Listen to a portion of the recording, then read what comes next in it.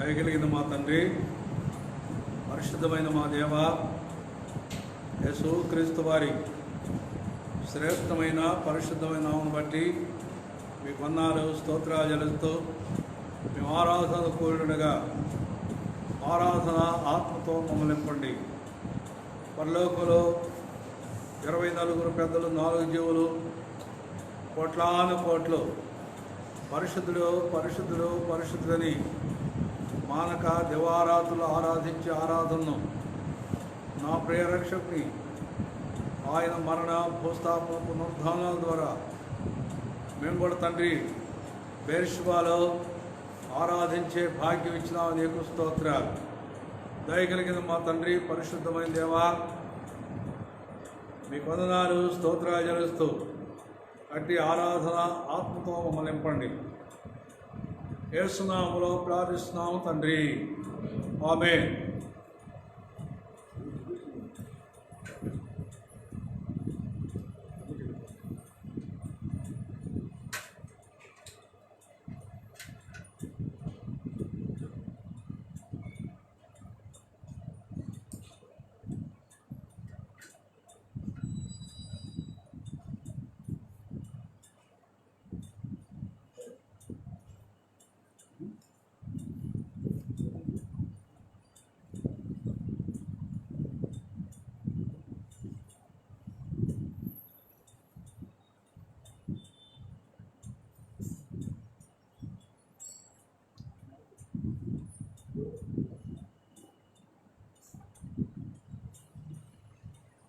పెద్దపాడ బస్సులోని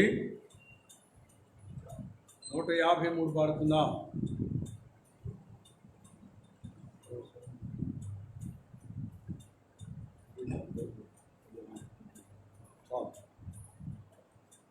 నూట 53.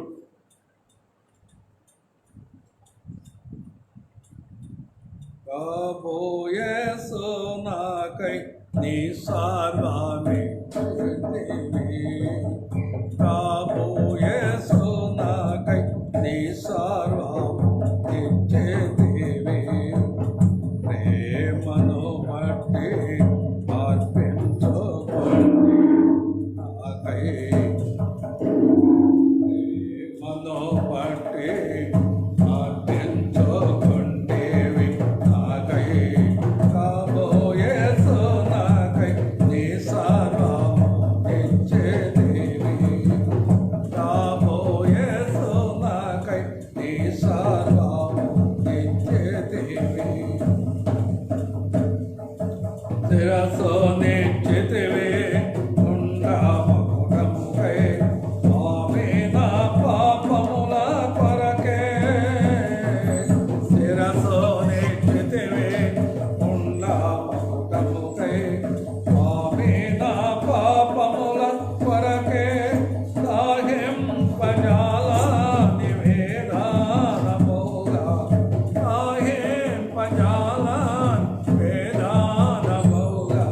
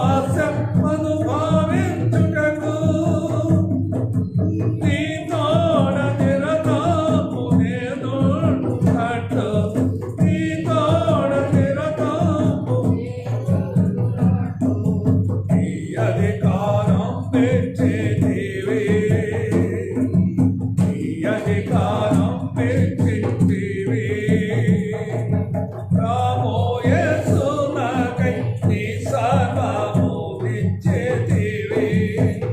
రాబోయేసు నాకై నీ సర్వము ఇచ్చేతివి. ప్రేమను పట్టి అర్పించబడితివి నాకై. ప్రేమను పట్టి అర్పించబడితివి నాకై. రాబోయేసు నాకై నీ సర్వము ఇచ్చేతివి. రాబోయేసు నాకై నీ సర్వము ఇచ్చేతివి. పెద్దవాళ్ళ బస్సులో 156 కూడా వాడుతున్నా. పెద్దవాళ్ళ బస్సులో 156.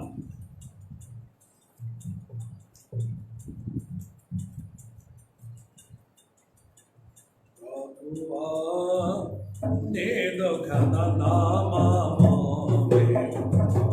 పాడ హృదయము పొంగెనే. యేసు ప్రభువా నీదు ఘన నామము పాడ హృదయము పొంగెనే. ప్రియుడా నీ పాద సన్నిధి చేర్తాలో నీదు ప్రేమ అధికమాయనే. ప్రియుడా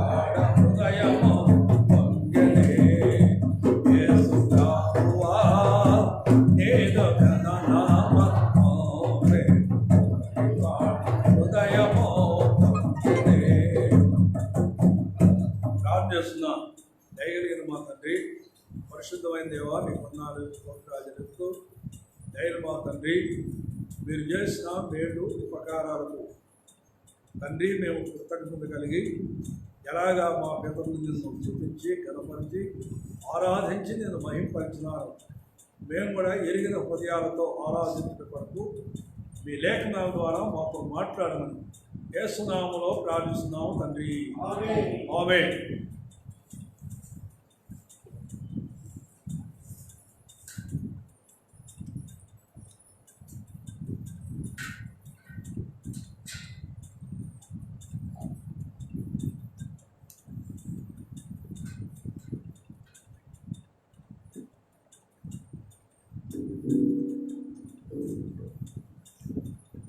దేవుణ్ణి ఆరాధించే ముందు దేవుని యొక్క లేఖనాల నుంచి కొన్ని మాటలు మనం జ్ఞాపకం చేసుకొని మన దేవుణ్ణి ఆరాధిద్దాం.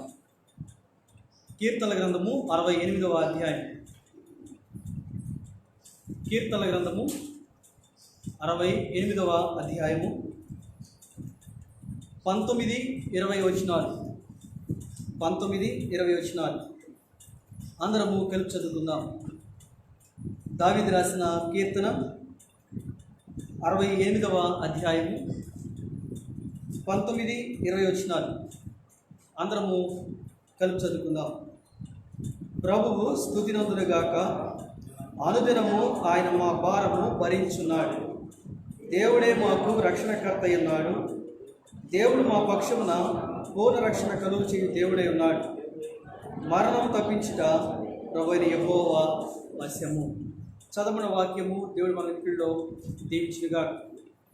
మనం ఆరాధించడానికి చేరినప్పుడు మన జీవితంలో ప్రభువైన యేసుక్రీస్తు వారు ఆయన మన పట్ల చూపిస్తున్న తన యొక్క మహాప్రేమను, మానవేళ ఆయన చూపిస్తున్న తన యొక్క కృపా కనికరాలను మనం జ్ఞాపకం చేసుకొని మన దేవుని హృదయాల ఆరాధించబోతున్నాం. ఈ భాగంలో మనం చూసినట్లయితే దావీదు జ్ఞాపకం చేస్తున్నాడు.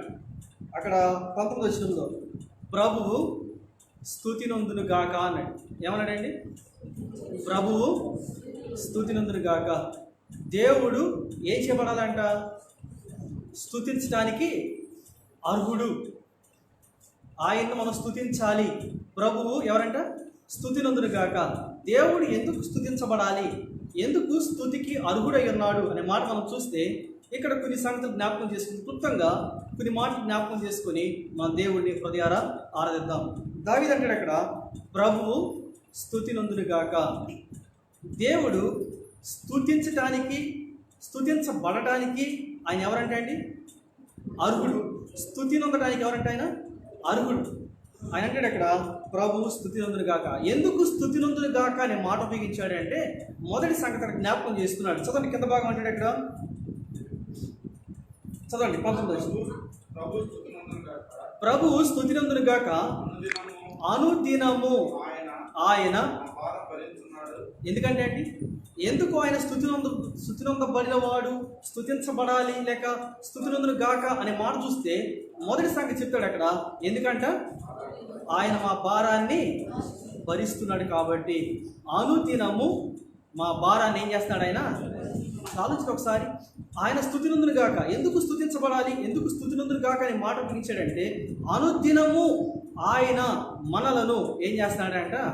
భరిస్తున్నాడు. అందుకని మత్తయి సువార్తలో మత్తయి అంటాడు అక్కడ, ప్రయాసపడి భారం మోస్తున్న సమస్త జనులారా నా యొద్దకు రండి, నేను మీకు ఏం చేస్తాడంట? ఆయన విశ్రాంతి. అనుదినము ఆయన ఏం చేస్తాడంట? మన భారాన్ని ఆయన ఏం చేసేవాడుగా ఉన్నాడంట? భరించేవాడుగా ఉన్నాడు. ప్రతి సమయంలో, ప్రతి క్షణము, ప్రతి సమయంలో కూడా ప్రభువైన యేసుక్రీస్తు వారు ఆయన ఏమి చేయడానికి సిద్ధమై ఉన్నాడే అంటే మన భారాన్ని భరిస్తున్నాడు. అంత మాత్రమే కాదు, దీనికి ఆధారం కొరకు ఒక మాట చూద్దాం. ఆయన ఏ విధంగా మన భారాన్ని భరుస్తున్నాడో ఒక మాట చూద్దాం. చూడండి ఒకసారి, దావీదు కీర్తన గ్రంథం చూసినట్లయితే చూడండి ఒకసారి. కీర్తన గ్రంథము 32వ అధ్యాయం. 32వ అధ్యాయం. కీర్తన గ్రంథం 32వ అధ్యాయం, క్షమించండి 33వ అధ్యాయం 12వ వచనం. కీర్తనలు 33:12. యెహోవా తమకు దేవుడుగా గల జనులు ధన్యులు. ఇప్పుడు ఎందుకు ఆయన మనల్ని భరిస్తున్నాడు అంటే కారణం చెప్తాడు అక్కడ. ఎందుకు ఆయన మనల్ని భరిస్తున్నాడు అంటే అండి, ఎందుకంట యెహోవా మనకేమయ్యాడంట? దేవుడు. అంటాడు ఇక్కడ యెహోవా తమకు దేవుడు కాగల జనులు. ఇప్పుడు మనకు ఆయన ఏమయ్యాడంట? దేవుడు అయ్యాడు. ఆయన మనల్ని ఎందుకు భరిస్తున్నాడంటే మనం ఆయన కుమారులము, ఆయన మనం ఆయన కుమారులము, మనం ఆయనకి ఏమయ్యాము? మనకు ఆయన ఏమయ్యాడు? దేవుడు అయ్యాడు కదా. అందుకంటే ఇక్కడ ప్రయాసపడి భారం మోస్తున్న సమస్త జిల్లాల దగ్గర నీకు విశ్రాంతి. ఇప్పుడు భారాన్ని ఎందుకు భరిస్తున్నాడంటే ఆయన అంటాడు అక్కడ విశ్రాంతి మనకు ఎందుకు కలుగు చేస్తాడంటే ఆయనకి మనం దేవుడిగా చేయబడ్డాం, మనకి ఆయన దేవుడిగా చేయబడ్డాడు. అంటే అంటాడు ఇక్కడ యెహోవా తమకు దేవుడుగా గల జనులు ధన్యులు. రూతు గ్రంథం చూడండి ఒకసారి. రూతు గ్రంథము 2వ అధ్యాయము 12వ వచనం చెప్తాడు అక్కడ ఎలా భరిస్తాడో చెప్తాడు అక్కడ. రూతు గ్రంథము 2వ అధ్యాయము 12వ వచనం. రూతు గ్రంథము 2వ అధ్యాయం 12వ వచనం ఒకసారి. యెహోవా నీకు చేసిన దానికి ప్రతిఫలమిచ్చును. ఇశ్రాయేలు యొక్క దేవుడైన యెహోవా రెక్కల క్రింద. చాలండి. ఇప్పుడు ఎవరి రెక్కల కింద సురక్షితం ఉందంట మనకి? యెహోవా రెక్కల కింద ఆయన మనకేముందంట? సురక్షితం ఉంది. ఇప్పుడు ఎందుకు మనల్ని భరిస్తున్నాడంటే ఆయన రెక్కల కింద మనల్ని ఆయన ఏం చేసుకున్నాడంట? భద్రపరుచుకున్నాడు, కాచి కాపాడుతూ ఉన్నాడు. ఆయన రెక్కల కింద మాత్రమే మనకేముందంట? చదవండి ఒకసారి కింద భాగం మళ్ళీ ఒకసారి.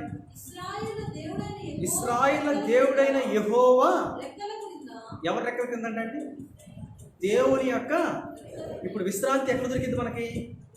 ఆయన రెక్కల కింద. అందుకనే దావీదు కీర్తన గ్రంథంలో అంటాడు, ఏమంటాడంటే దేవుని యొక్క మందిరంలో పిచ్చుకలకు ఏముందంట? నివాసం కలదంటాడు. అంటే అర్థం ఏంటంటే ఆయన రెక్కల కిందకి అన్నీ వచ్చి ఏం చేస్తున్నాయి అంట? చేస్తున్నాయి. కారణం ఏంటి? ఆయన ఏం చేసేవాడు? విశ్రాంతినిచ్చేవాడు. ఆయన ఏం చేసేవాడు అంటే దావీదు చెప్తాడు ఇక్కడ మన భారాన్ని ఏం చేస్తాడంటే ఆయన భరించేవాడు ఉన్నాడు. అందుని బట్టి ఆయన మనం హృదయాలు ఏం చేసుకోవాలంట? ఆరాధించాలి. మొదటిగా ఎందుకు మనం ఆయన హృదయాలు ఆరాధించాలంటే, ఎందుకు ఆయన మనం స్తుతించాలంటే అంటాడు ఇక్కడ దావీదు ప్రభువు స్తుతినందును గాక. ఎందుకు ఆయన స్తుతించబడాలి అంటే అనుదినము నా భారాన్ని ఏం చేస్తాడంట? భరిస్తున్నాడు కాబట్టి. ఇక రెండోదిగా చూద్దాం. తర్వాత చదవండి ఇక్కడ 19వ వచనం. కీర్తన గ్రంథము 68వ అధ్యాయము 19వ వచనం 2వ భాగం చెప్తాడు ఇక్కడ అనుదినము ఆయన మా భారాన్ని భరిస్తున్నాడు, అందుకు ఆయన స్తుతించబడాలి. ఆ తర్వాత దేవుడే రెండోదిగా చెప్తాడు అక్కడ దేవుడే మాకు ఏమయ్యాడంట? రక్షణకర్తగా ఉన్నాడు. ఆయన కర్త. దేనికి కర్త అంటే ఆయన? రక్షించుకుంటానికి కర్త అంటే ఆయన. ఇప్పుడు దాకా ఆయన మనల్ని ఏం చేస్తున్నాడు అంటే ఈ భయంకరమైన పరిస్థితుల్లో కూడా దేవుడు మనల్ని ఏం చేస్తున్నాడంట? రక్షించుకుంటానే వస్తున్నాడు. ఏం చేస్తాడంటే అండి? భరిస్తున్నాడు. ఏం చేస్తాడంట? రక్షిస్తూనే ఉన్నాడు ఆయన. ఇంకా లోకంలో జనాలు ఏం చేస్తారంటే దేవుడి వైపు ఏమాత్రం కూడా ఏం చేయలేదంట?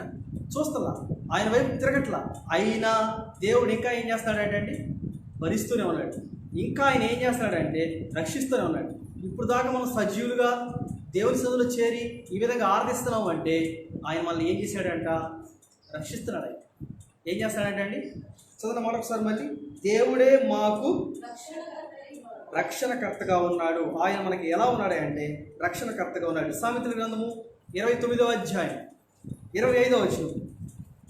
సామెతల గ్రంథం 29వ అధ్యాయం 25వ వచనం చూడండి ఒకసారి. అంటే అక్కడ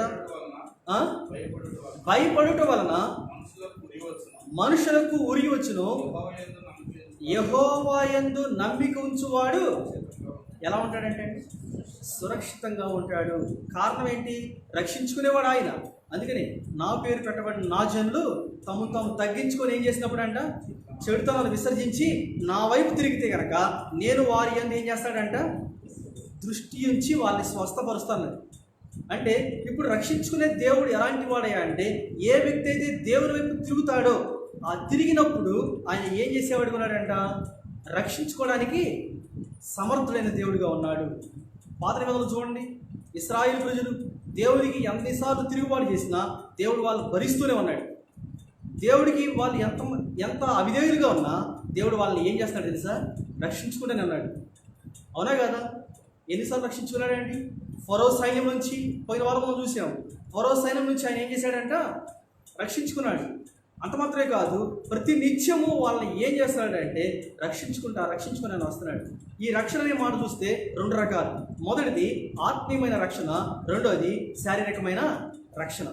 ఆత్మీయమైన రక్షణ ఎప్పుడు వచ్చిందంటే, ఏ వ్యక్తి అయితే ప్రభువు యేసుక్రీస్తు వారిని వారి జీవితంలో స్వంత రక్షకుడిగా అంగీకరిస్తాడో, అంగీకరించిన మరుక్షణమే ఆ వ్యక్తికి ఏమొచ్చిందంట? ఆత్మీయ జీవితంలో రక్షణ వచ్చింది. ఆత్మీయ జీవితంలో దేవుడు రక్షించుకుంటాడు. మరి శారీరకంగా దేవుడు ఎలా రక్షించుకుంటాడు? ఏ వ్యక్తి అయితే దేవుని యొక్క రెక్కల కిందకు వెళ్తాడో ఆ వ్యక్తిని దేవుడు ఏం చేస్తాడంట? రక్షించుకుంటాడు. దేవుడు ఏం చేస్తాడండి? తన రక్షణలో, తన కాపుదలను భద్రపరుస్తాడు.